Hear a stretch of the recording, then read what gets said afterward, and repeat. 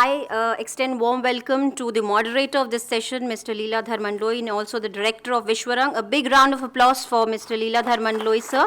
And I hand over the mic to him now. Sir, please. मैं आप सभी का हार्दिक अभिनंदन करता हूं इस सत्र में।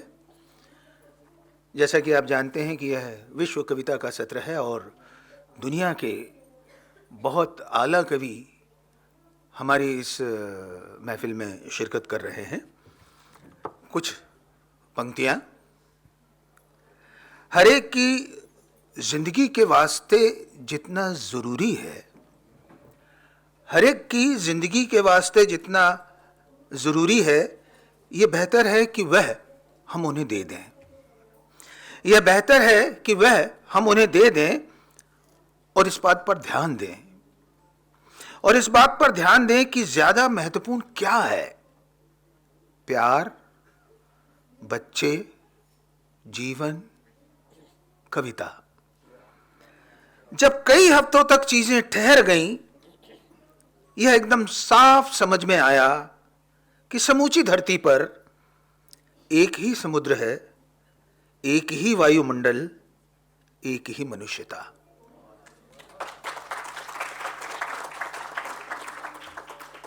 पहले सत्र के कवि फ्रांसिस कोम्बे की कविता का ये एक हिस्सा था। अब हम आज का सत्र आरंभ करते हैं और सबसे पहले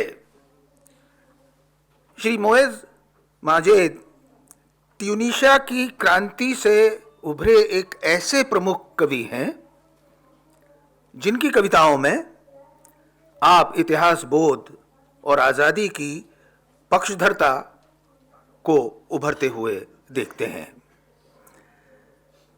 उनकी अरब स्प्रिंग एक कृति है जो बहुत चर्चित हुई है। उनका अधिकांश साहित्य फ्रेंच भाषा में प्रकाशित है और उनके कविता के 7 संचयन हैं। Mister Majid is one of the leading poet from Tunisia. He has emerged in poetic landscape after Tunisian revolution of his country. He wrote about Arab Spring 2011. His major work has been published in French language.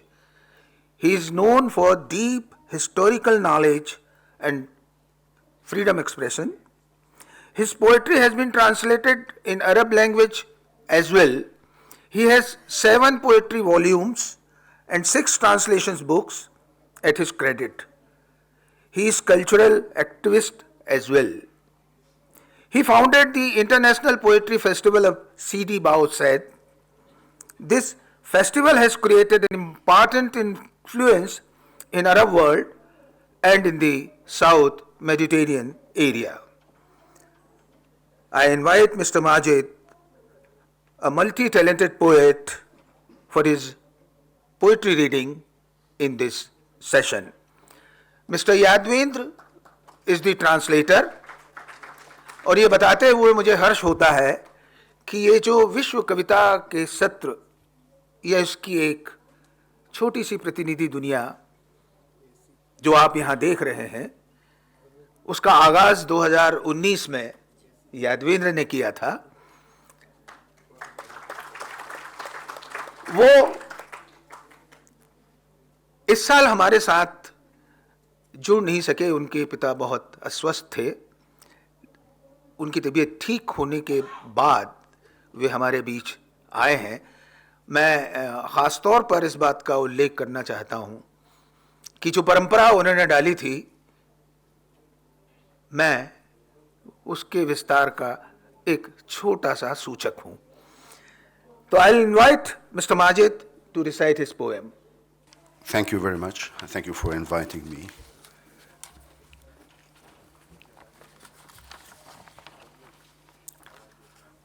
C'est une flamme de camphre pur de Barus, saveur d'empires engloutis dans de grandes délivrances, saveur d'Orient languissant, saveur d'ambre et de luxure,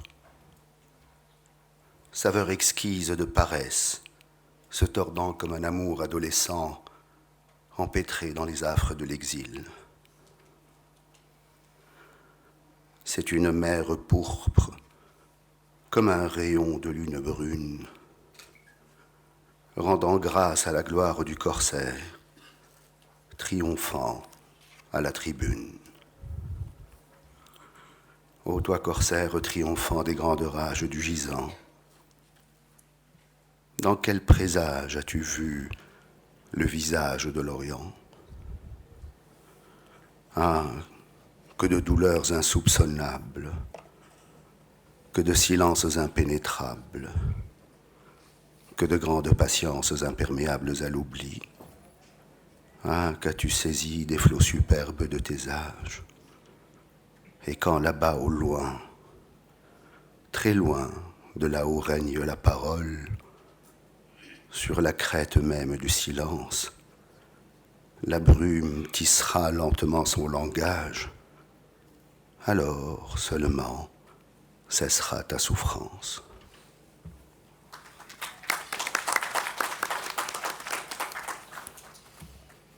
साथियों, मैं ये बता दूं कि मोइज़ माजिद, जैसा मंडलोई जी ने कहा, ये ट्यूनीशिया की जो अरब देशों में अरब स्प्रिंग के नाम से जो क्रांति शुरू हुई, वहाँ की राजसत्ता जिस तरह से बदली और डेमोक्रेसी का वापस आना हुआ, तो पूरे अरब वर्ल्ड में ट्यूनीशिया पहला देश था जहाँ ये क्रांति शुरू हुई। और मेरी मोइज़ माजिद से बात हुई तो ये उसके न सिर्फ प्रत्यक्षदर्शी रहे हैं, बल्कि उसमें भाग लेने वाले लोगों में भी सांस्कृतिक योद्धा की तरह से अग्रणी भूमिका इन्होंने निभाई है। माजिद की एक बहुत लंबी कविता है जिसका एक अंश इन्होंने सुनाया। उस लंबी कविता का शीर्षक है, अंग्रेज़ी फ्रेंच में जो शीर्षक है, मैं माजिद से बात करके मुझे ये पता चला कि उसका अर्थ मैंने हिंदी में अनुवाद किया, धधकते सागर तटों का गौरव गीत। धधकते सागर तटों का गौरव गीत। तो जो हिस्सा अभी माजिद ने सुनाया, मैं उसका हिंदी तर्जुमा पढ़ रहा हूँ।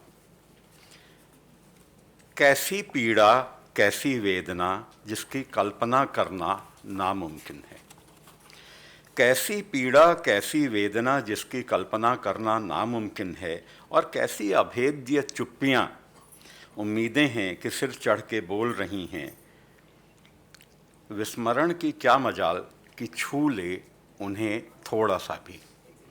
विस्मरण की क्या मजाल कि छू ले उन्हें थोड़ा सा भी। आह, अपने समय की उत्ताल तरंगों से देखो तो क्या मथ कर निकाल लिया है तुमने।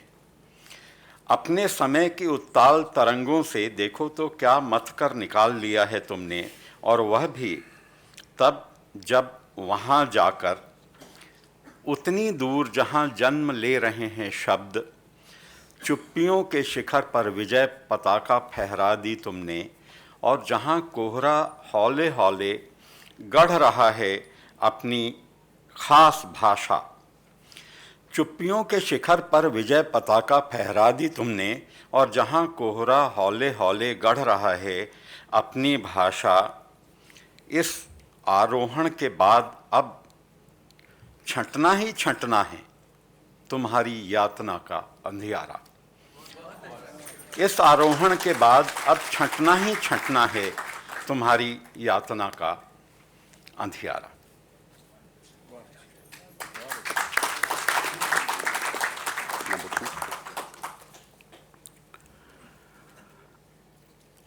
Là-bas, sur une terre d'argile tiède, vit un peuple de rois. Gare à sa colère.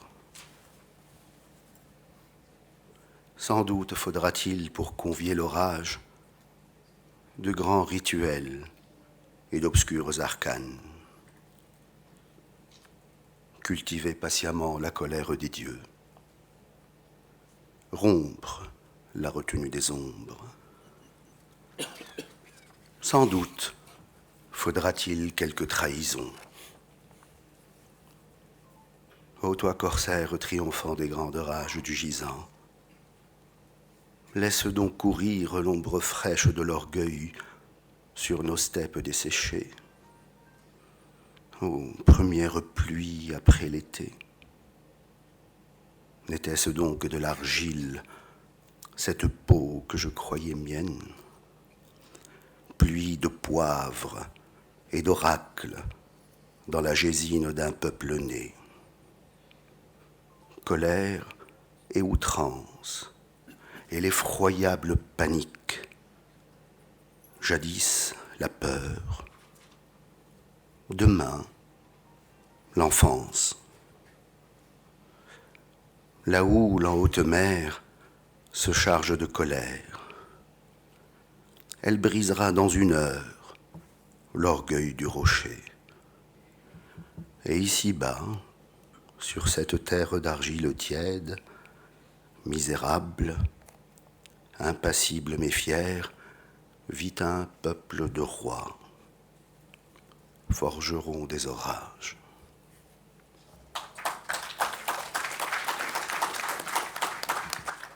भोंपू का बुलावा सुनते ही हम फसल काटने खेत में इकट्ठे हो गए।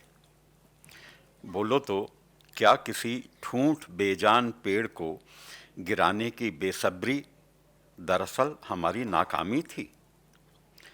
बोलो तो क्या किसी ठूंठ बेजान पेड़ को गिराने की बेसब्री हमारी नाकामी थी? इन पंक्तियों, इन शब्दों के साथ आप एक सत्ता के गिराए जाने के आंदोलन की पृष्ठभूमि में देखें आप इसको। आज कई और भी होंगे जो मानसिक जड़ता और मृत्यु वरण करने को तैयार हो जाएंगे। उन्हें कोई फर्क नहीं पड़ता, कितना भी वहशियाना जुल्म हो, वे बाहर निकलेंगे और चहलकदमी करते रहेंगे इधर उधर। जब दिन ढलेगा, अंधेरे में वे अपने घरों को लौट जाएंगे, यह समझते हुए कि उनकी जो ड्यूटी थी पूरी हो गई। जब दिन ढलेगा, अंधेरे में वे अपने घरों को लौट जाएंगे, यह समझते हुए कि उनकी जो ड्यूटी थी पूरी हो गई। गुरूर शुद्ध कपूर की ज्वाला, देखते देखते जाने कितनी हुकूमतों की गंध इसमें समा गई। ओ दीदो, दीदो ट्यूनीशिया की राष्ट्रमाता की तरह का एक ऐतिहासिक चरित्र है जो पूरी स्त्री शक्ति को रिप्रेजेंट करता है। ओ दीदो, मेरी माँ, मेरी बहन, मेरी बच्ची, मैं समझ सकता हूँ तुम कितना कल्पी होगी देख देख कर हमारा यूं पटापट मरते रहना। ओ दीदो, मेरी माँ, मेरी बहन, मेरी बच्ची, मैं समझ सकता हूँ कि तुम कितना कल्पी होगी देख देख कर हमारा यूं पटापट मरते रहना।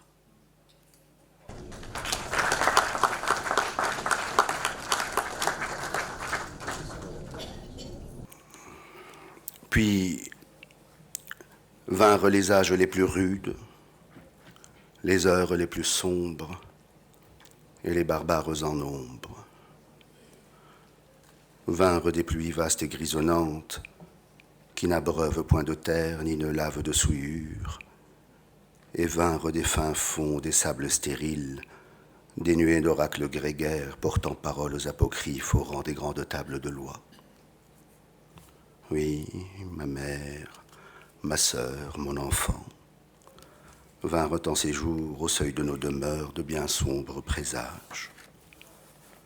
Nous faudra-t-il un jour quitter ces terres sobres, livrer aux forces vives du souvenir la poudre indigo de nos aïeux, clore les paupières de nos nobles demeures et appeler nos enfants qui joueraient dans la cour, puis regarder en cheminant à travers la poussière de nos pas la lueur en tremblante de ce que nous fûmes. Des faits, nous n'aurions que la mélancolie à livrer en héritage. Mais en nous résonne encore le chant âcre de la déraison, l'ample folie des eaux vives et l'astre aveugle de la foi. Quant à eux, grands concepteurs des eaux de funèbres de ce monde, ils peuvent tracer sur de grandes tables de marbre et de bronze les lignes courbes de nos aubes incertaines, Ils peuvent dire que rien ne germe sur nos terres qui ne soit inscrit dans les grandes colonnes de leurs actes. Dis-leur, toi l'enfant à naître dans nos langes, dis-leur qu'avant eux, bien des empires crurent en l'éternité. Bien des empires finirent engloutis dans de grandes délivrances.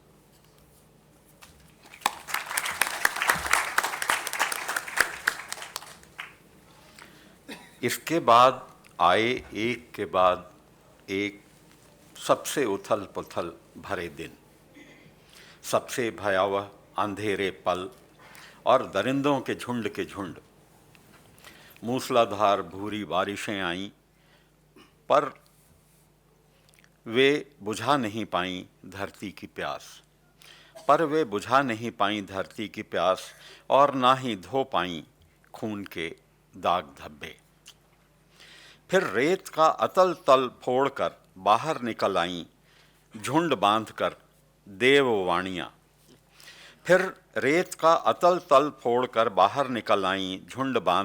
देववाणियाँ। पुरातन ग्रंथों के हवाले से अनाप शनाप किस्से गढ़ते हुए। इस पूरे मंजर के साथ साथ इस देश का इतिहास भी आप देख सकते हैं।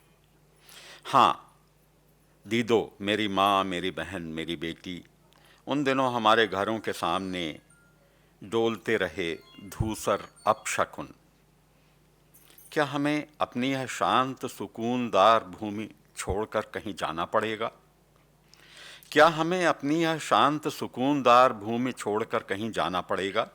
क्या हमें अपने पुरखों की स्मृतियाँ किसी को औने पौने में यूं ही सौंप देनी होंगी? क्या हमें अपने पुरखों की स्मृतियाँ किसी को यूं ही औने पौने में सौंप देनी होंगी? क्या हमें अपने घर बार की बत्ती खुद ही बुझा देनी होगी? और आंगन में खेलते बच्चों को खेल छोड़कर बुला लेना होगा? और उसके बाद अपने कदमों की धूल के बीच हमें बचानी होगी अपनी मूल जातीय चमक, जो अब लड़खड़ाते पैरों के भरोसे छोड़ दी गई हैं। पस्त पराजित होकर हम और क्या सौंप सकते हैं आगे आने वाली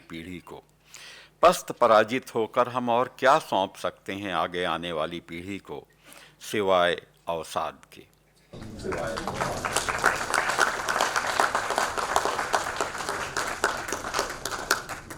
साथियों, जहां युद्ध होते हैं, जहां विस्थापन होते हैं, जहां कुछ जिंदगियां ठहर जाती हैं, कुछ खो जाती हैं, जब इस पूरे परिप्रेक्ष्य में कोई कविता लिखी जाती है तो उसमें दुख की एक लय होती है, उसमें एक ऐसा ठहराव होता है जिसे हम अपनी नसों में अनुभव करते हैं।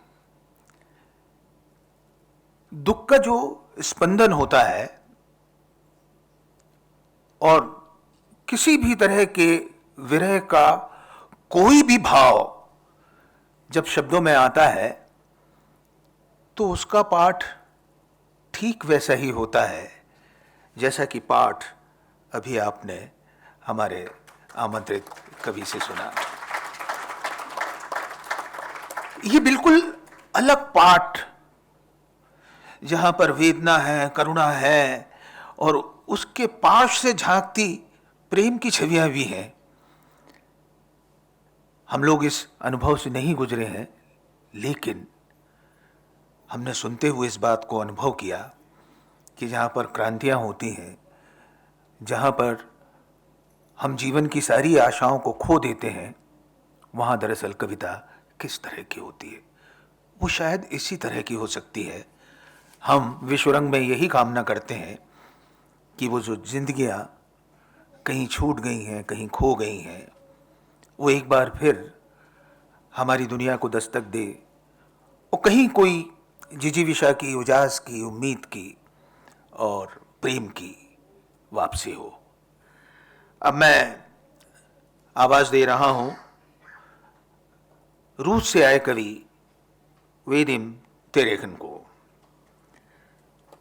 वे समकालीन रूसी कविता के महत्वपूर्ण कवि शुमार होते हैं। वे यूनियन ऑफ राइटर्स के सह अध्यक्ष हैं। इसके अलावा वर्ल्ड विदाउट वॉल्स, दीवारों के बिना दुनिया, ये जो एक अंतर्राष्ट्रीय कविता का मूवमेंट है, वे उसके सक्रिय सदस्य हैं। पीपल्स ऑफ चाइना से उन्हें पोएट ऑफ अवार्ड 2021 मिला हुआ है। मैं उन्हें आमंत्रित कर रहा हूं। Vadim Terekhin is a major poetic voice of Russia. He is also working as co-chairman of the Union of Writers and member of the international poetry movement World Without Walls. He was conferred Poet of the Year Award 21 by the Peoples of Republic of China. I take pleasure to invite him to recite his poem, which are of global concerns. Mr. Vedim.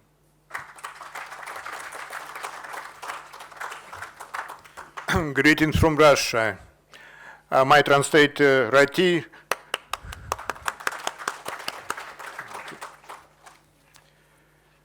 Вода.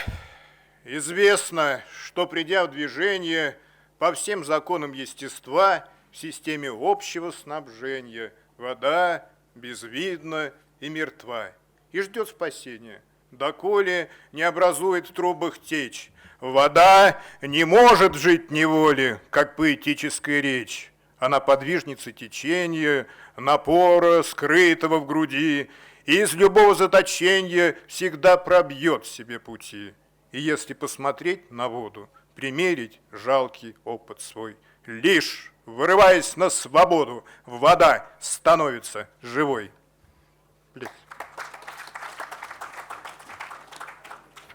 यह सर्वविदित है सभी प्राकृतिक नियमों से, पानी अदृश्य और मृत है आपूर्ति संजाल में प्रवेश करने पर। पानी अदृश्य और मृत है आपूर्ति संजाल में प्रवेश करने पर, और तब तक जीवित होने की प्रतीक्षा करता है जब तक ये बंधों से बाहर आकर प्रवाह नहीं लेता, और तब तक जीवित होने की प्रतीक्षा करता है जब तक ये बंधों से बाहर आकर प्रवाह नहीं लेता। पानी कविता की भाषा की तरह कैद में नहीं रह सकता। पानी कविता की भाषा की तरह कैद में नहीं रह सकता। यह प्रवाह के लिए समर्पित है। यह प्रवाह के लिए समर्पित है, हृदय में छिपे ज्वार की तरह, जो अपनी तरह से अभिव्यक्त होता रहता है किसी भी तरह की कैद से बाहर, जो अपनी तरह से अभिव्यक्त होता रहता है किसी भी तरह की कैद से बाहर। और अगर आप पानी पर एक नज़र डालें, और अगर आप पानी पे एक नज़र डालें, इसकी तुलना अपने अल्प अनुभव से करें, तो जैसे ही कैद से मुक्त हो जाता है, जीवित हो जाता है। जैसे ही ये कैद से मुक्त हो जाता है, जीवित हो जाता है। Thank you. Second poem. Слово и музыка. Слышишь, заводит сверчок песню на лире запечной. Как бы мир ни был жесток, слово и музыка вечно. Мы рождены, чтоб пропасть. Канет во мгле бесконечной слава, богатство и власть. Слово и музыка вечно. Как же нам жить на земле? Тихо, неспешно, сердечно, в мире, лежащем возле. Слово и музыка вечно. Жизнь поместилась в 7 нот, но в суете быстротечной все в этом мире пройдет. Слово и музыка вечны. शब्द और संगीत। क्या तुमने झिंगुर को सुना है, वीणा के तारों से उत्पन्न गीत को? दुनिया कितनी भी निर्दयी हो, शब्द और संगीत शाश्वत है। दुनिया कितनी भी निर्दयी हो, शब्द और संगीत शाश्वत है। हम खो जाने को अभिशप्त हैं अनंत अंधेरे में। हम खो जाने को अभिशप्त हैं अनंत अंधेरे में। यश, धन और सत्ता नष्ट हो जाते हैं, शब्द और संगीत शाश्वत है। हम पृथ्वी पर रह सकते हैं बुराई सी भरी दुनिया में, हम पृथ्वी पर रह सकते हैं बुराई से भरी इस दुनिया में, सादगी और प्रेम से आहिस्ता आहिस्ता शब्द और संगीत शाश्वत है। 7 स्वरों में जीवन के सौंदर्य को देखा जा सकता है, 7 स्वरों में जीवन के सौंदर्य को देखा जा सकता है, लेकिन भागती दुनिया की इस क्षणभंगुरता में सब कुछ बीत जाएगा, शब्द और संगीत शाश्वत है। And third poem about pandemic, апокалипсис. Несущий страшную заразу, подобен вычурному сглазу, я на просторах бытия для всех надолго стану главным, незримым, властным, своенравным, да и не главным тоже я, без цвета, запаха, летучий, я вездесущий и могучий, и у меня хватило сил, когда при мировой огласке на праздник праздников, на Пасху, я даже Бога отменил. Всему имея сопричастность, несу я сразу в жизни ясность, что человеку человек не друг и брат, а только частность, прямая горечь и опасность, как кто-то снизу нам предрек. Меня повсюду было много, я властью данной не от Бога, земное племя обвиню во всех грехах, сгною в участке, и с помощью обычной маски я этот мир разъединю. Sorry, I have a small present for you, university. Just a moment.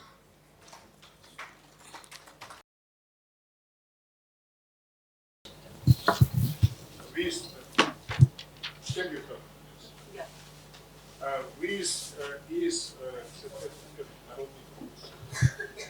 This is a handicraft. В России сейчас проходит год народных творчеств. This year Russia is celebrating the year of handicrafts. Эта вещь сделана в экземпляре. And this is the thing which is made only one. Means the Это- artisans have made only one Это copy of it. означает дерево жизни. This is a tree of life. Я знаю, что у вас тоже есть такие изделия. He says that he knows we also have similar. Это говорит Articles. о том, что наши культуры имеют общие корни. He says this once more signifies that our cultures have same roots. Это означает, что мы родные, It means that we are relatives и мы едины. and we are united. Также я хочу вручить еще одно изделие. He wants to gift one more item. Оно сделано из Янтаря. янтаря. This is made of amber, which is found in Russia, И вручить медаль. and a medal.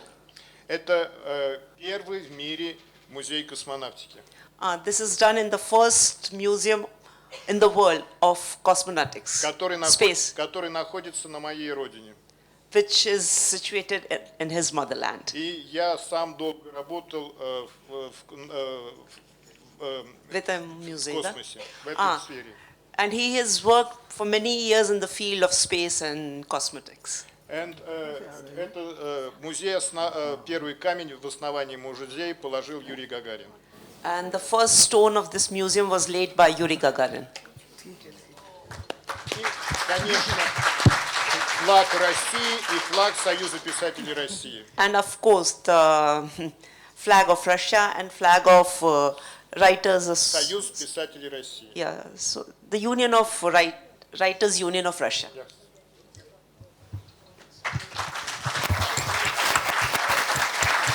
Thank you. You have to read his Qayamat. Bhavashwani. No.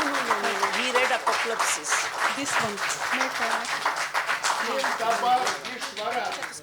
Qayamat था ना पहले.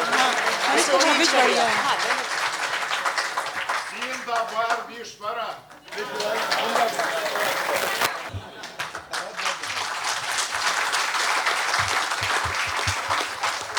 कविता में एक नाट्य तत्व होता है और उस नाट्य तत्व के बारे में आप जानते नहीं हैं पहले से, पर वो कविता का ही एक एक्सटेंशन है।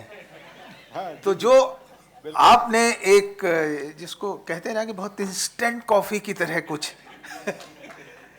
तो ये अभिव्यक्ति का एक नया संसार, और हमें ये समझना चाहिए कि हिंदुस्तान के बाहर सिर्फ कविता ही नहीं होता, कविता का एक नाट्य अवतार भी होता है जो किसी और रूप में हमारे सामने उद्घाटित होता है।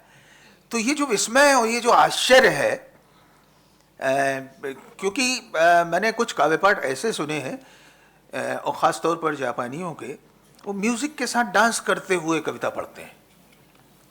तो ये जो कुछ चीज़ें हैं वो हमारे हिंदुस्तान से थोड़ी सी क्या लगभग समूची अनुपस्थित है।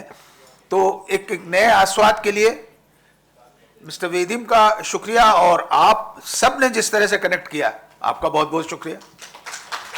अभी अनुवाद रह गया है, अनुवाद राखी सुनाएंगे जी। हाँ जी।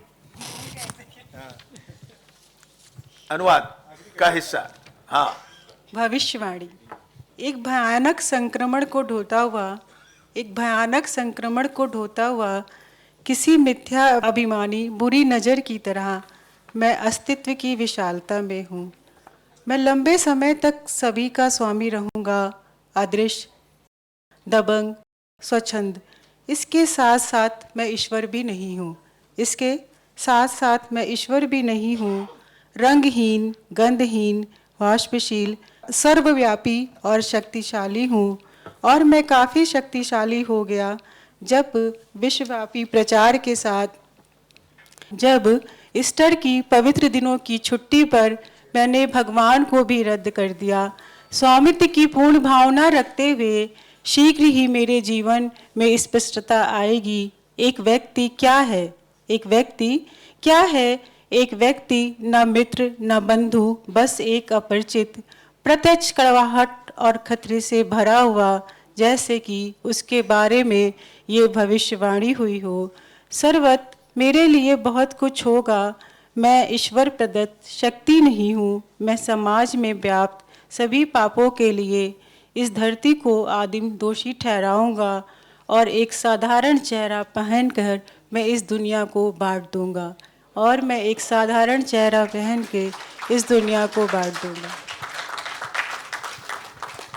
धन्यवाद। Thank you, Mr. Vedim, and thank you, Raki, to present this very good translation to us. Now, I'm inviting Nerissa Guevara. Nerissa फिलिस्तीन की प्रतिष्ठित कवि हैं। उनकी कविताएं अंतर्राष्ट्रीय पत्रिकाओं और अखबारों में प्रकाशित हैं। उनकी कविताओं के मुख्य विषय हैं युद्ध, निर्वासन, अस्मिता के संकट और मानव अधिकार। उन्हें कविता के लिए कार्लोस पॉलेसा अवार्ड मिला हुआ है। उनकी प्रमुख किताब का शीर्षक है reaching destination, poems and search for home. Nerissa is a poet of repute from Philippines. She teaches creative writings. She is the author of the Reaching Destination Poems and the Search for the Home. She also conferred the Carlos Polensa Award for the poetry. Nerissa poetry has been featured in various international journals and magazines across the world. A poet who deals with issues related to war, migration, human rights, and lost identities in his literary expressions. May I invite Nerissa to come and present her poems.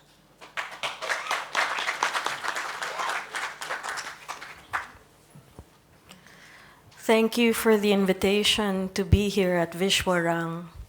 My first poem, How to Talk to the Dead in the Garden, is a gift to you and shall not be spoken in English, but will be spoken by my translator while I do a performance for you. I have given a gift of a flower to every single one for you to think about your dead during the pandemic. And I join you in that kind of grief and longing, and also the bridging between heaven and earth. नेरिसा की कविताओं का अनुवाद अनूप सेठी करेंगे। वे हमारे समय के एक अत्यंत महत्वपूर्ण कवि हैं, अनुवादक हैं, और इसके अलावा दूसरी विधाओं में भी उनकी गहरी दिलचस्पी है। उनके अनुवाद उसके संगीत को, कविता के संगीत को साथ साथ लेकर चलते हैं।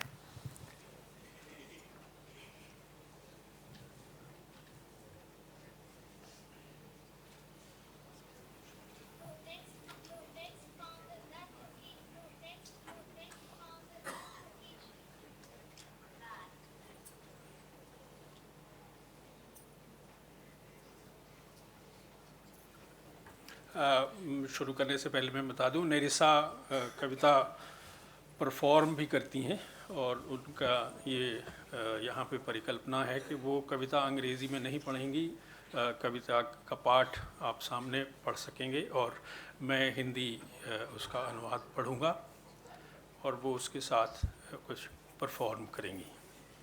कविता का शीर्षक है मृतक से बागीचे में बात कैसे करें।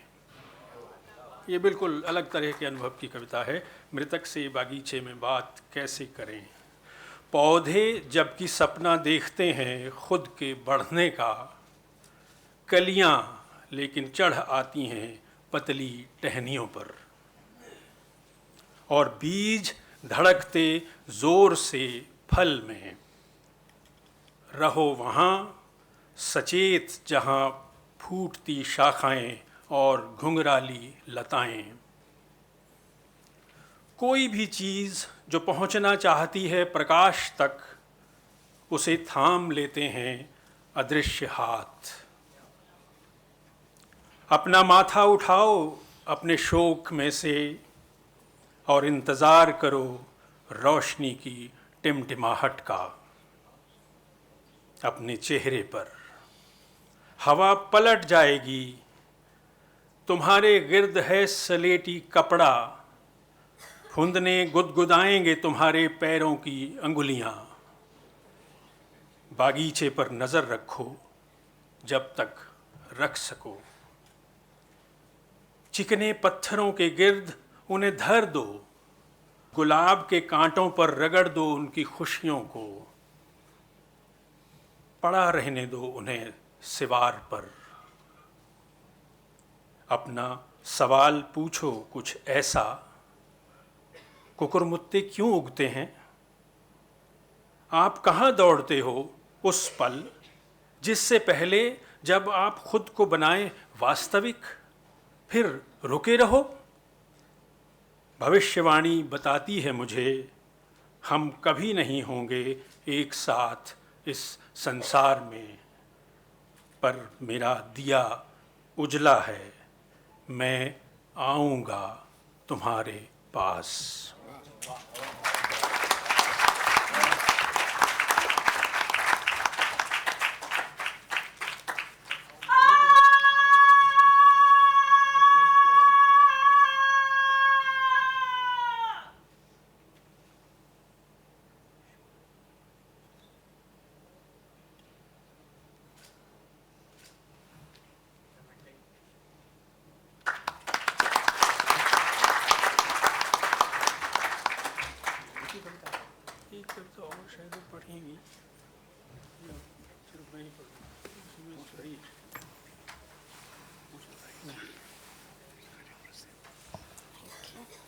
I join you in another bridge of love across the seas. This poem is called Because Somewhere It Is Winter. Because somewhere it is winter, and you have written about lying on the cold ground on yellow ginkgo leaves, and the leaves fluttering like scales of a chimera softly around your torso, and you feel the change. The next season, warm and pulsing beneath the earth, as you stretch out, your body losing definition, now both snow and ground. What transforms is all of us. Your memories of the Pacific a fainter blue, my memory of your dark body cools. Already what was fall stands, our trees whitening and heavying your rebirth. You are a story I can only tell in fragments. Missing pronouns float like drops of water frozen into crystalline shapes. Will I recognize you when I see you coming from the cold? A figure cut against the absence of color, moving distinctly forward towards the light in my room. It is hard to imagine wolves, though already extinct in these parts. Their ghosts remain. You amble like one in the thickening.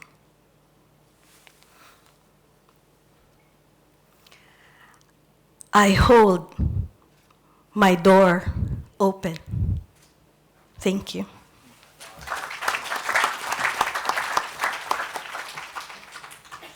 अब इसका हिंदी पाठ मैं करता हूँ। क्योंकि कहीं पर जाड़े का मौसम है, क्योंकि कहीं पर जाड़े का मौसम है और तुमने लेटने के बारे में लिखा है।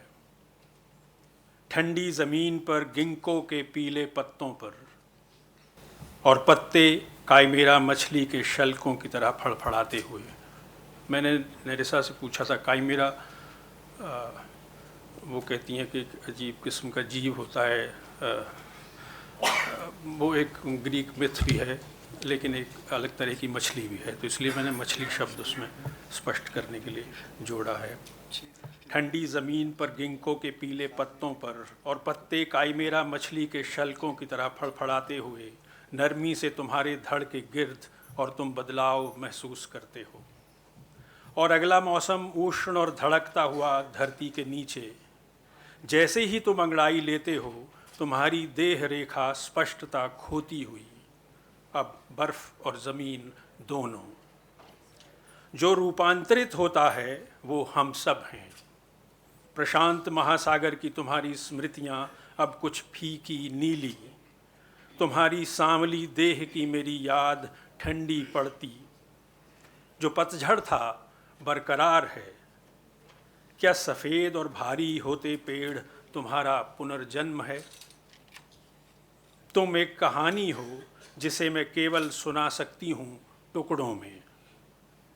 लुप्त सर्वनाम तैरते हैं जमे हुए जल की बूंदों की तरह बिल्लौरी आकृतियों में। क्या मैं पहचान लूँगी तुम्हें जब तुम्हें आते देखूँगी अपनी तरफ ठंड से? एक देहाकार रंगहीनता के बरक्स बढ़ते हुए आगे साफ साफ मेरे कमरे की रोशनी की तरफ।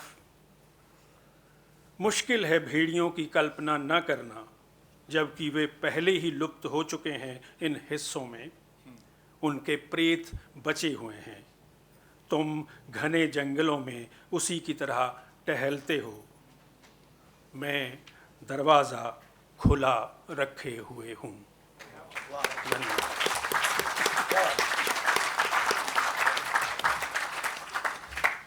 बहुत ही सुंदर अनुवाद किया है।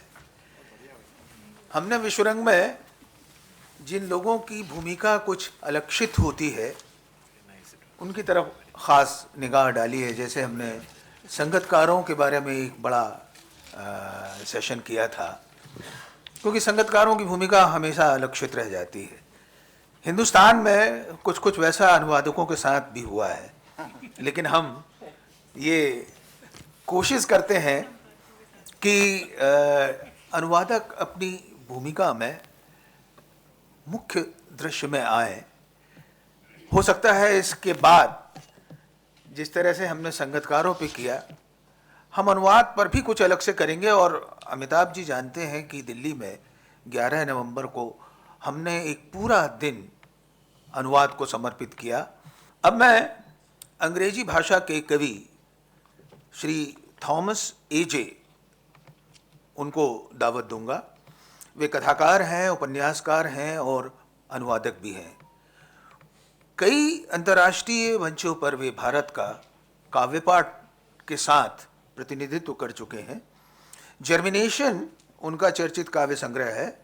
उनका कविता संग्रह आगामी पल का निर्माण हिंदी के पाठकों के लिए भी शाया हुआ है। उन्हें साहित्य अकेडमी सहित कई महत्वपूर्ण पुरस्कार प्राप्त हुए हैं। वे मनुष्यता और सद्भाव, इन दो काव्य तत्वों के साथ अपनी कविताओं में लगातार दिखाई देते रहते हैं। Thomas AJ is a poet of English language. He is a poet, author, translator. He has presented his poetry on many international platforms. He is known story writer and novelist too. His poetry collection, Germination, has been widely appreciated. His poetry book entitled Agami Pal Ka Nirman is available to Hindi readers also. He has many prestigious awards including Sahitya Academy. He is the poet of concern for this world like humanism, peace, love and life at large. These are the key words of his poetry. So I invite Mr. Thomas to recite his poem, and Mr. Amitabh Khare, a very senior translator, जिन्होंने नरेश सक्सेना से लेके कई हिंदी के महत्वपूर्ण कवियों का अनुवाद किया है, थोड़ा सा चुप और चुप्पी में एकांत में अधिक रहते हैं। और वो कई कलाओं से जुड़े हुए हैं और बांदा में एक बहुत बड़ा कविता और साहित्य का आयोजन भी करते हैं। तो mister Thomas, now your turn. First of all, let me thank the organizers, especially Dr. Leela Dharmendloi for having me here. And let me make a small correction. I have not received the Sahitya Academy Award. That's too big an award, which it may be a mistake. I'm sorry for that. Yeah. I think I'll begin with poem which I wrote about the Shaheed, Sarmad Shaheed, in the context of Mr. Moeb Majid's poems about the Arab Spring. Incidentally, we were neighbors at the time. You know, I was in Libya. Tunisia is where the Jasmine Revolution, so-called, broke out. And we sitting in Libya at the time in 2011 February, we were watching on the Al Jazeera and BBC, you know, as spectators, like we are watching football matches, you know, that kind of, we never thought that it would come there. And Gaddafi was such a strong person. And suddenly it went to Egypt, then it came to Libya. I was there in the thick of it. And I saw how a country which was on par with any Mediterranean European country like Greece or even Italy, you know, that was the kind of infrastructure and beautiful gardens and everything. It all went up in smoke, you know. So you get a feeling of how totalitarianism or dictatorships won't sustain culture or whatever. So that's what we saw. In the NATO bombing, everything was obliterated in Libya. So this is about Aurangzeb, who was a very distinguished kind of person, very astute, very thrifty, but he was driven by one kind of idea of power. Sarmad's Shaheed. The king is naked, cried the innocent child. Power is naked, the unsheathed sword. Truth is naked too, innocence can see it. The two often clash in battle, sparks flying. Sticking to nudity is the ultimate truth speaking. That's what Sarmad did, the absolute unconformity outside the frames of the established. If Mansur al-Hallaj declared, I am the truth, chanting Anal Haq, Sarmad did something similar, saying only the La ilaha part of the kalima, leaving out illallah, perhaps implying there is no God outside but within oneself. Dazed by the unraveling, Aurangzeb had him beheaded outside the eastern gate of the Juma Masjid, where the headless Sarmad danced on the steps, carrying his head in his hands before giving up the ghost, as the legend goes. Standing on the very steps, I frame a picture of his red dargah below with the Kila Amola, or the exalted fortress, which was eventually reduced to the simple Lal Kila to suit the latter-day reality of total decrepitude, looming in the skyline behind. So that is Sarmad Shaheed.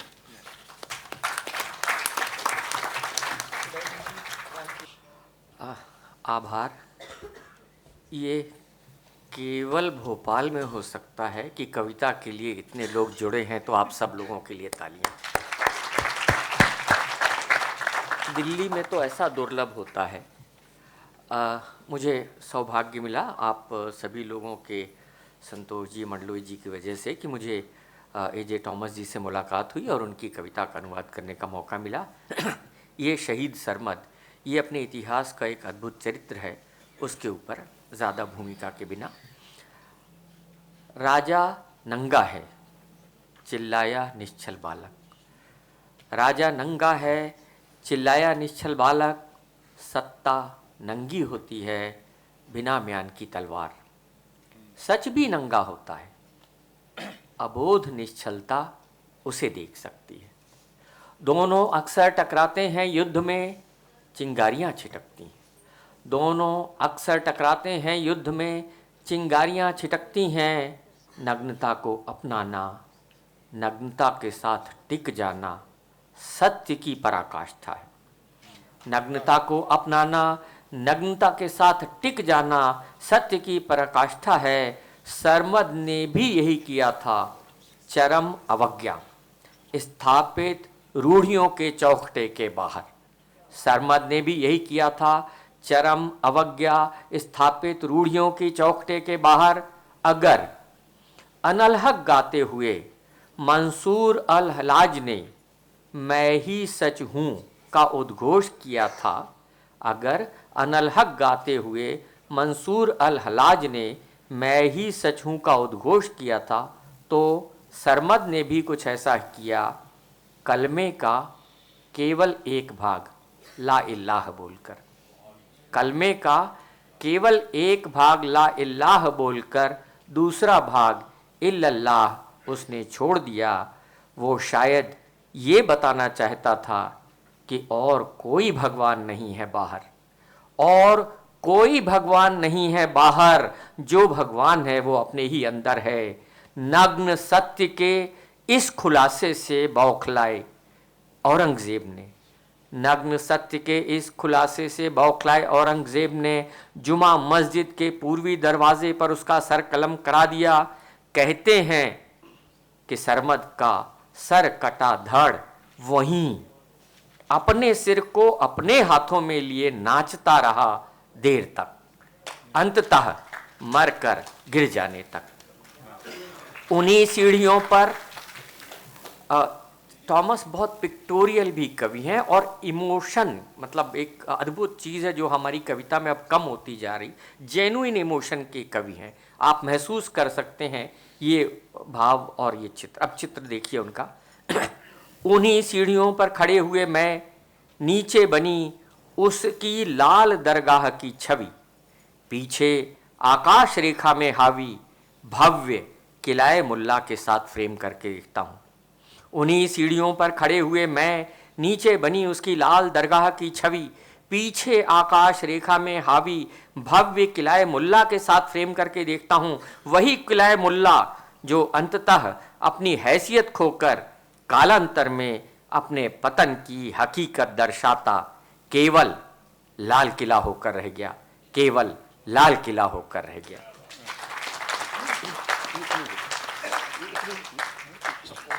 My second poem is a three-part poem on Delhi. Delhi is a city with which I have a love-hate relationship. I have lived there for 23 years with little breaks like am I going to Libya, but that is my city. I love it, I hate it, and then it's like that. So this is titled Delhi 1995 to 2010, but there's a small part 2020 which will come later. The first part 1995 to 2005.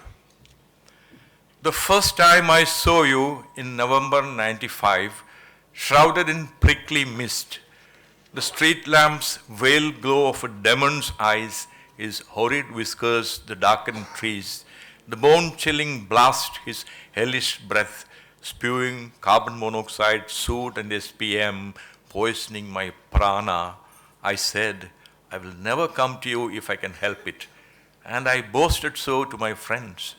Still you claim me as your own, karmas dragging me here to expiate crimes of past Janmas. Yet I learned to love you, and I put up with your vagaries, your culture as fickle as your weather, the daily influx of impoverished hordes from all directions churning it, the hourly shifting cold depending on the snowfall in Himachal, the arid winds driving in the dust clouds from Rajputana for the Anthi. Now you suck me dry and wax in your glory, proud of your metro lines, high-rises, shopping malls, world-class housing complexes, and hosting international events. Yet I don't forget you are the battlefield where parricides and fratricides thrived and still thrive. City of tombs and graveyards. Are the budding flowers in your sprawling gardens allurements to unsuspecting children? Do I hear the crunching of bones? There's a note to which I'll come back later. Do I hear the crunching of bones as you relish your gory repast? Or has Mahakala chosen you as his instrument of dissolution? Here I am, perpetually in your ensnaring embrace. Even when your auto rickshaw drivers grab and pillage and revile me, I am eternally patient. I know I have to live out my karmas without rancor, impeccably, tidiksha. So this is the first part. About these lines, are the budding flowers in your sprawling gardens allurements to unsuspecting children? Do I hear the crunching of bones as you relish your gory repast? This happened actually a few years later. I wrote this in 2005. But in Nitari, Noida, you must have all read about these things, one person killing and eating children. This really happened, there's the kind of, what you say, the horrid, the macabre kind of culture that we have in city, not only in Delhi, but the modern life, how it comes about. Yeah, going back to the second part of the poem. This is 2005 to 2008. I recited the first part of this poem to an audience of elderly Delhi authors. Many of them expatriates from different corners of India. All of them, down to the last one, admonished me, pleaded with me, pitied me, saying that I missed out on the great Rajasic city that Delhi is, that one can accomplish anything here, that the Mahabharata war was possible only here, that the zest for life here is so vibrant, that once you get settled here, you cannot feel happy anywhere else, that this is a great Tapasa Bhumi, where over thousands of years rishis and yogis exist in ethereal form and in body as well, and where great saints like Nizamuddin Awliya are lying entombed.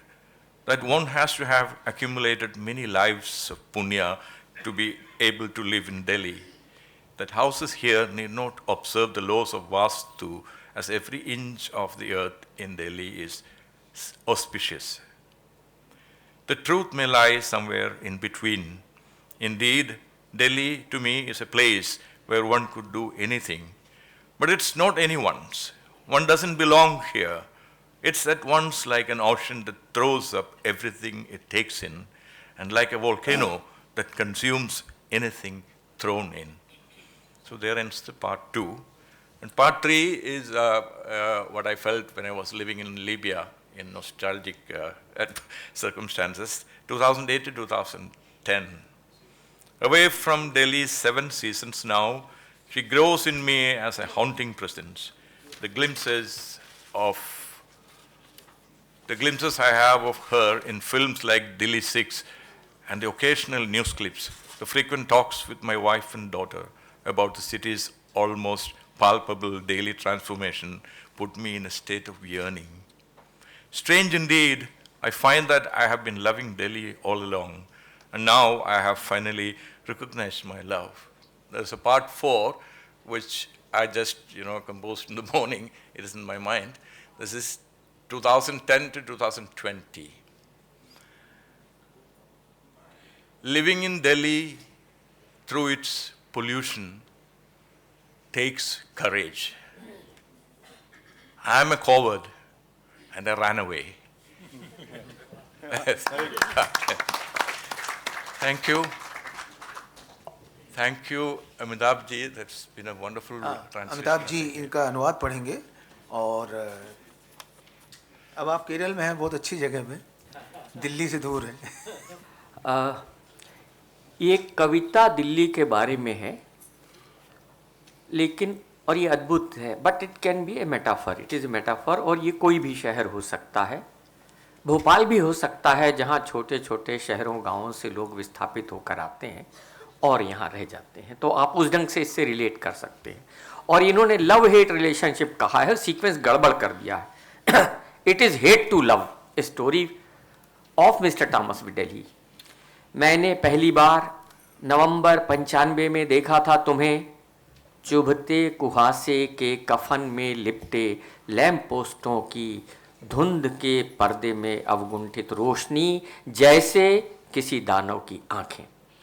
चुभते कुहासे के कफन में लिपटे lamp पोस्टों की धुंध के पर्दे में अवगुंठित रोशनी जैसे किसी दानव की आंखें, काले अंधियारे पेड़, उसकी भयानक मूछें, हाड़ कपकपाती, कार्बन मोनोऑक्साइड, काले और प्रदूषित धूल कणों की उल्टियां करती, उसकी नारकीय सांसों का झोंका मेरे प्राणों में जहर घोलता। मैंने कहा मेरा बस चला तो मैं कभी तुम्हारे पास नहीं आऊँगा। और यही बात मैंने बहुत बड़बोलेपन से अपने मित्रों से भी कह दी, मगर तुमने मुझे अपना ही माल असबाब समझकर हथिया लिया। मगर तुमने मुझे अपना ही माल असबाब समझकर हथिया लिया। मेरे कर्म फल मानो पूर्व जनों के पापों का प्रायश्चित करने के लिए मुझे यहाँ घसीट लाए। फिर मैंने तुमसे प्यार करना सीख लिया और तुम्हारी सन की अनिश्चितताओं को सहा, तुम्हारे मौसमों से अस्थिर तुम्हारी संस्कृति, और उसको मथता हुआ गरीब भूखमरे झुंडों का हर तरफ से रोज़ बरोज़ घुसता चला आता रेला। हिमाचल में बर्फ पड़ने पर घंटे घंटे रंग बदलती ठंड, राजपूताना से गर्दो गुबार ठेलती आती सूखी हवाओं की आंधियाँ। अब तुम अपनी मेट्रो लाइनों, गगनचुंबी इमारतों, शॉपिंग मॉल्स, विश्व स्तरीय आवासीय परिसरों और अंतर्राष्ट्रीय आयोजनों की मेज़बानी के घमंड पर मदमत्त अपने महिमा मंडल के रुआब में विगलित मुझे चूस चूस कर सूखा बनाती जा रही हो। पर मैं नहीं भूल पाता कि तुम जंग का वो मैदान हो जहां पिताओं भाइयों की हत्या करने वाले पनपते रहे हैं, अभी भी पनपते हैं। कब्रों कब्रगाहों का शहर तुम, क्या तुम्हारे विस्तीर्ण बागों में खिलने वाले फूल भोले भाले बच्चों के लिए फरीबी झांसा है? जब तुम चाव से अपने बार बार दोहराए गए खूनी इतिहासों का रस लेती हो तो क्या मैं हड्डियों के चबाए जाने की आवाज़ सुनता हूँ, या महाकाल ने तुम्हें महाविनाश के अपने औजार के रूप में चुना है? ये निठारी में जो बच्चों को खाया था उसका प्रसंग। लो ये हूँ मैं, अब आप रिलेट करिए इससे। लो ये हूँ मैं, हमेशा के लिए तुम्हारे मोहक नागपाश में फंसा, उस समय भी जब तुम्हारे ऑटो रिक्शा चालक मुझ पर झपटते हैं, मुझे लूटते गरियाते हैं, मैं हमेशा हमेशा शांत रहता हूँ। मैं जानता हूँ कि मुझे बिना किसी खलिश के अपने कर्मों का फल भोगना ही है पूरी तरह से। और इसकी दूसरी कविता जब इनके उस पे, इस कविता का पहला हिस्सा मैंने दिल्ली के बुजुर्ग लेखकों की एक सभा में सुनाया। उनमें से बहुत से भारत के अलग अलग कोनों से विस्थापित आए थे। उन सभी ने, उनमें से हर एक व्यक्ति ने मुझे फटकारा, मुझसे जिरह की, मुझ पर तरस खाया, कहा कि मैंने दिल्ली जैसे महान राजसी शहर को समझने में भूल कर दी है। कहा कि यहाँ कोई भी कुछ भी कर सकता है, कि महाभारत जैसा महायुद्ध यही संभव था, कि यहाँ जीवन के प्रति उमंग इतनी उद्दाम है कि एक बार तुम यहाँ बस जाओगे तो कहीं और खुशी नहीं महसूस कर पाओगे।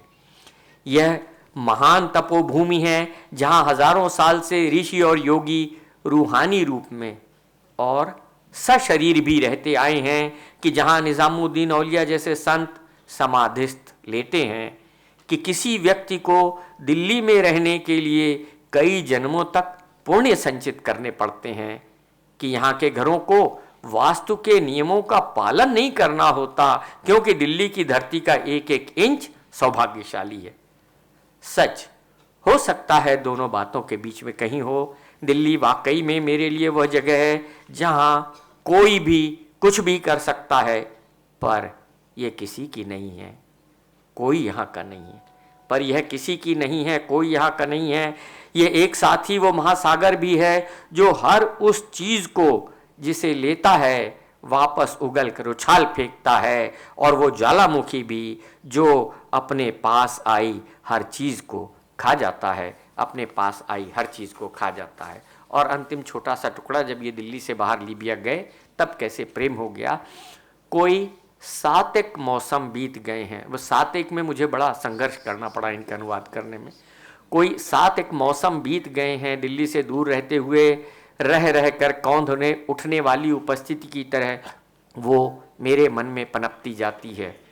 दिल्ली 6 जैसी फिल्मों और यदा कदा समाचार कतरों में उसकी जो झलकें मिल जाती हैं, मानो अपने सामने प्रत्यक्ष घटित होते से उसके दिनों दिन कायांतरण के बारे में जो बातें मैं अक्सर अपनी पत्नी और बेटी से करता हूँ, मुझे एक टीस से भर देती हैं। कमाल है वाकई कि मैं पाता हूँ कि मैं हमेशा से दिल्ली से प्यार करता रहा हूँ, और अब अंततः अपने प्यार को पहचान पाया हूँ, और अब छोड़ के केरल चले गए।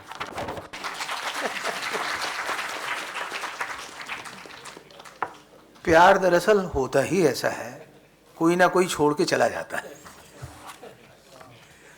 आपने यहाँ कविता के कई रूपों को देखा, उनकी प्रस्तुतियों को आपने नए अंदाज में यहाँ देखा, तो विश्व में कविता किस तरह से हो रही है। अब मैं इस सत्र के अध्यक्ष की तरफ गमन करता हूँ। उनका थोड़ा सा परिचय कुछ अलग तरह का।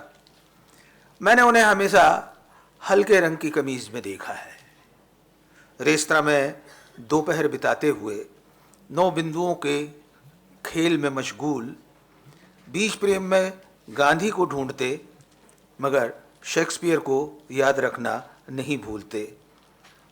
राग केदार में उनका होना है।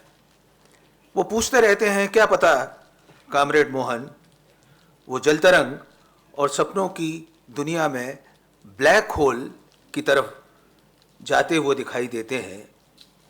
और ढूंढते हैं कि कहीं तो होंगे सपने सच्चे, कोई तो कोना धरती का। और इस अकवी समय में वे लगातार कुछ ना कुछ करते रहते हैं, कभी टेरी एगल्टन, कभी फ्रेडरिक जेमसन, वॉल्टर बेंजामिन, ओडेसिस इलाइटिस और E.F. शूमाकर के अनुवाद में वो एक ऐसी दुनिया ढूंढना चाहते हैं जो विश्वरंग के सपनों की हो। कई बातें हैं जो कही जा सकती है, लेकिन समय का संकट है और समय उतना ही इंतज़ार करता है जितना उसे करना होता है। और जहाँ तक सत्र के इंतज़ार की बात है तो वो तो आप जान ही रहे हैं। तो यहाँ मैंने उनकी किताबों के कुछ पोइटिक इलस्ट्रेशन किए। उन्हें दुष्यंत कुमार पुरस्कार, स्पंदना आलोचना सम्मान, मध्य प्रदेश का राष्ट्रभाषा प्रचार समिति पुरस्कार, शैलेश मटियानी तथा अंतर्राष्ट्रीय वैली ऑफ वर्ड्स का पुरस्कार, श्री मंगल सिंह सुमरन अलंकरण और गुणाकर मूल्य सम्मान प्राप्त है। इसके अलावा मेघनाथ शाह सम्मान भी। मेरी मुराद संतोष चौबे से हैं जो विश्वरंग के निदेशक भी हैं। और बताना मैं ये चाहता था कि वे सिर्फ कुलाधिपति और सिर्फ विश्वरंग के निदेशक नहीं हैं, एक बड़े रचनाकार भी हैं। अध्यक्षीय उद्बोधन के लिए और कविता पाठ के लिए मैं उन्हें आमंत्रित करता हूँ।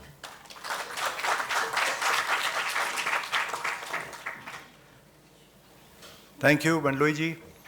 I am indeed obliged by your description of my literary achievements. The description he gave included the names of my books, which he has connected very well, as he is a good poet himself.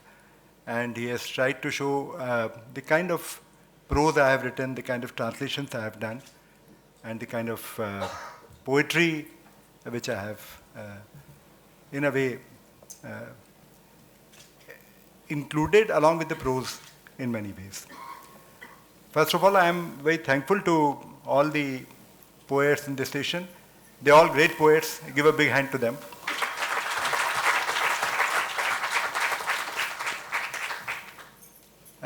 My task has been made easy by Bandloi, by his periodic comments on the poetry of our friends. Bandloi has already made a lot of good comments on the poets. Therefore, I will not spend much time on it. I only would like to say, as we have been saying all along, that poetry of all the nations and the poetry of the whole world has a kind of universal appeal. And when you were reciting your poems, or I would say Vedim was reciting his poems, when Majid was reciting his poems, when Nerissa gave a scintillating performance on his poem, it was all as if it was happening in India. It is actually happening in India. But the poems which were recited made a lot of impressions on my mind, in which I can find the universal love. I can find the, we talk about smriti or memory, in which we go and make a poetry. This is the kind of tool they are using. And we say that the BIMB is not possible, but in their imagery, we once again come back to the imagery of this poetry, which is in India, in a way, is not is sort of declining, and I find that it is once again possible in these poems. The poem on water and Mukti was a great poem by Vedim. Majid also made impressions about the avsad, what we call is happening in his poems. The sounds which they make and the memories which they recreate are almost as if is happening in India. Nerissa's poems were very, very mild and very, very loving and very, I would say, the talking to the people, talking to a dead. What kind of feelings it can create in your mind is amazing poetry by Nirisa. I can talk about many things on A.J. Thomas's poem, especially the way he uses history in his poetry is amazing. And you create so many, different impressions on the sidelines that, you can start a different poetry where you end. And from there, you can actually go on to make a new and different direction. So all these poets are extremely good poets. They have, given the time, I can talk more about their style and their, tools of making a poem.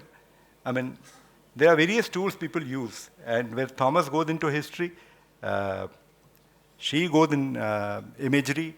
I would say Majid also goes into great imagery and takes you there where you can feel akin with him. And also about the war and the displacements. These are the key themes of Vishwarang 2022. And it echoed in their poems in various ways, like the love, the displacement, the wars and the havoc it creates in the minds and the lives of people. They were all reflected in Majid's poem. Similarly, we talk about Sangeet and words and Shabd being universal. Starting from Agge, every poet says that. Vedim, in a beautiful language, talks about the words and the music, which is going to be eternal. And it's very much like, as you very correctly said, that is almost as if we are brothers and Russia and India echoed in the same fashion. And that was the... So friends, they are my initial thoughts. I congratulate the translators also. They were even better. I mean, in fact, in a way, the translator was so good. Yadvin was very good. Amitabh Khare was an amazing translator. And Rakhi was also very good. So I also congratulate the translators. Both of them created such a harmony that I didn't want to close the session. And I wanted to listen to more of the poems. But somehow we'll have to move on. And I don't think I'm going to read a poem, but I request you to read at least one poem. Ji. That it would not be good for us that without listening to you, the session comes to an end. नहीं कुछ कविताएं मैं लाया था मित्रों. तो मैं एक बार पहले धन्यवाद ठीक से दे लूं. मैं सारे पोएट्स का और सारे ट्रांसलेटर्स का बहुत आभारी हूं. आपने इस सेशन को इतना ज्वलंत, तो इतना सुंदर बनाया और मुझे लगता है इसके पहले का भी सत्र इतना ही अच्छा हुआ होगा. तो I am thankful to all of you sir and to all the translators. And I'll move on to read one or two poems of my own. I hope you will like them. पारिवारिकता भी इस विश्वरंग का एक बड़ा call है और pandemic ने हमें बताया कि परिवार ही वो सपोर्ट है जिससे कि हम अपने जीवन यापन को और जीवन को आगे ले जा सकते हैं. तो एक छोटी सी कविता है जो असल में तो मेरी पत्नी, it's about my wife. And ये जब हम लोग 50 के होते हैं तब की कविता है. इसका नाम है सुई. धागा सुई में डाला जैसे हर बार डालती होगी फुर्ती से आर पार, पर इस बार अनुभव था बिल्कुल अलग. सुई अलग थी, धागा अलग. धागा सुई में डाला जैसे हर बार डालती होगी फुर्ती से आर पार, पर इस बार अनुभव था बिल्कुल अलग. सुई अलग थी, धागा अलग. हाथ धीरे से कांपा दिल. अभी कितना कुछ तो रह गया है अपने आसपास पढ़ा अनपढ़ा. कितना कुछ तो बचा है दुनिया में देखा अनदेखा. अभी तो ठीक से किया भी नहीं प्यार. कहाँ बन पाया है ठीक ठीक अपना सारा संसार. पर सच ये था कि सुई चुभी थी अभी अभी अंगूठे के पोर में, और उस पर टिका था रक्त का एक बिंदु, अद्भुत संतुलन के साथ, उसी तरह जैसे आंखों की कोर में टिका था आंसू, गिरा कि अब गिरा।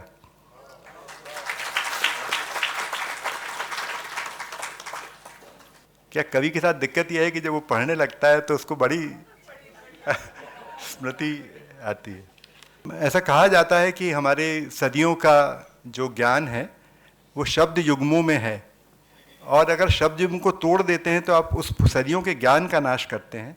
और ओशो ने ये बात कही थी, और बहुत सारे शुमाकर ने भी एक जगह ये बात कही है। और शब्द युग्मों को तोड़ा जा रहा है आजकल, उसका क्या प्रभाव पड़ रहा है, इस पर एक कविता है। इसका नाम है धर्म करम। धर्म करम एक शब्द युग्म है उसके। एक थे परमपिता मनुष्य और उनकी थी दो संतान, एक का नाम धर्म और दूसरे का कर्म। एक थे परमपिता मनुष्य और उनकी दो संतान, एक का नाम धर्म और दूसरे का कर्म। अब ये तो पता नहीं कि दोनों में से बड़ा कौन था, पर जानने वाले बताते हैं कि कर्म पहले दुनिया में आया और धर्म बाद में। पहले दोनों साथ साथ रहते थे, कर्म का निवास भुजाओं में और धर्म का मन में। जब तक दोनों साथ साथ रहे, परिवार खूब फला फूला, सूरज का होता रहा सम्मान और नदियों तथा वृक्षों की होती रही पूजा। धरती को कहा गया माता और संतानों को मिलता रहा उसका प्रेम। फिर कर्म अलग हुआ धर्म से, उसे अपना घर छोटा पड़ता था। उसे चाहिए थी वो सारी जगह जहाँ धर्म का कब्जा था। धरती, पहाड़, नदियाँ और वृक्ष, सूरज, चंद्रमा, तारे और ब्रह्मांड, लघु से लेकर विराट तक, कण से लेकर क्षण तक, कर्म को सब चाहिए था। धर्म भी कब मानने वाला था? वो मन से निकला और निकला मंदिर से। अब वो विद्यालयों में था और महाविद्यालयों में, बाजारों में था और कारखानों में, सड़कों पर था और चौराहों पर भी। वो इस कदर फैला कि पहचानना मुश्किल कि कौन सा स्थान धर्म का है और कौन सा कर्म का।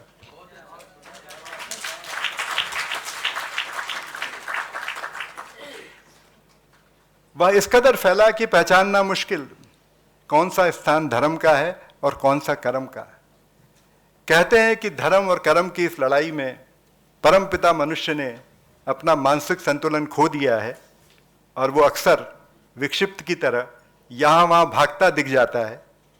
कलाओं, ये तुम्हारे हस्तक्षेप का समय है, इस परमपिता को रोको, ये कभी भी आत्महत्या कर सकता है। कलाओं, ये तुम्हारे हस्तक्षेप का समय है, इस परमपिता को रोको, ये कभी भी आत्महत्या कर सकता है। और एक और कविता अंत में सुनाऊंगा, जो वैसे तो ट्विन कविता है, सबने तीन तीन सुनाई, तो मैं भी, वैसे ट्विन कविता है ये, पर पहली वाली ज़्यादा मुझे टच करती है। इसका नाम है पुरानी स्त्री की कविता। आप समझ ही जाएंगे। पुरानी स्त्री की कविता। पुरानी स्त्री की कविता उसके मन में रहती है। पुरानी स्त्री की कविता उसके मन में रहती है। मन में रहती है बचपन की धुंधली सी याद, जैसे ओस में नहाए शीशे से झांकती कोई तस्वीर, माँ का उदास चेहरा और चेहरे के पीछे छुपे अगाध प्रेम और अतिशय चिंता। शाला के दिनों की सहेलियां और उनके साथ गुजरे बेसुध दिन, प्रथम प्रेम का गहरा अवसाद और प्रेमी का भूलता सा चित्र, संदूक की तह में रखी कुछ चिट्ठियां और पुरानी किताबों के सफ़ों में दबे कुछ पत्र। नवविवाहित पति से पहले पहल किए प्यार की लहराती लपट, और फिर उसके क्रमशः दूर जाने के सारे छल कपट। तमाम कठिनाइयों के बीच चलती जिंदगी और जिंदगी के बीच छोटे बड़े संघर्ष, गिरने उठे बिखरने सिमटने के कई कई दृश्य, और उन दृश्यों के बीच आत्मा का उत्कर्ष। अपनी माँ की तरह वो भी करती है अपने बच्चों की चिंता, मनाती है उनके साथ खुशी और इस तरह रखती है उन्हें हवा की तरह हल्का, ढूंढती है अपने ही मन में अपने रहने के लिए एक स्वायत्त जगह, और फिर इसी दुनिया में लौट आती है। पुरानी स्त्री की कविता मृत्यु पर्यंत उसके मन में ही रही आती है। बस पढ़ सकते हैं आप उसे किसी दिन, जब वो गुनगुनी धूप में अकेला बैठने के लिए बरामदे में कुर्सी बिछाती है, या बचपन की किसी सहेली से बरसों बाद मिलने पर खूब बोलती बतियाती है, जब कठिनाइयों के सामने वो चट्टान सी तन जाती है, या असीम दुख के क्षणों में सबसे छुपकर किसी कोने में 2 बूंद आंसू गिराती है। बस ऐसे कुछ लम्हों को छोड़ पुरानी स्त्री की कविता कहीं लिखी नहीं जाती है, वो तो बस उसके मन में ही रही आती है।